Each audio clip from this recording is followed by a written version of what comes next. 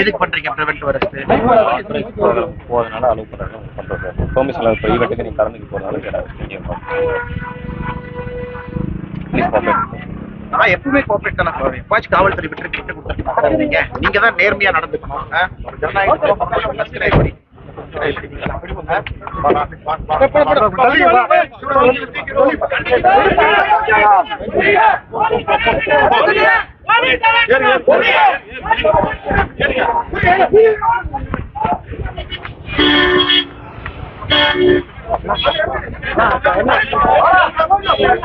நீங்க பாத்துட்டு இருக்கிறீங்க தமிழ்நாட்டுல ஜனநாயகம் எப்படி இருக்குன்னு பாத்துட்டு இருக்கிறீங்க.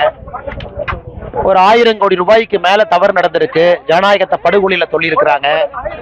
காவல்துறை எப்படி ஏவல் துறையா பயன்படுத்துறாங்கன்னு பாக்குறீங்க. பாரதிய ஜனதா கட்சி என்ன காவல்துறைக்கு எப்பொழுதுமே மரியாதை கொடுக்கக்கூடிய ஒரு கட்சியா இருக்கும். அதான் இன்னைக்கு பிரச்சனையே.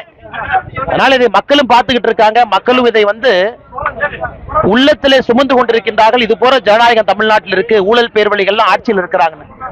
எங்களுடைய போராட்டம் தொடர்ந்து நடக்கும். இன்னைக்கு நீங்க என்ன கைது பண்ணலாம், எத்தனை நாள் கைது பண்ணி உள்ள வைப்பீங்க?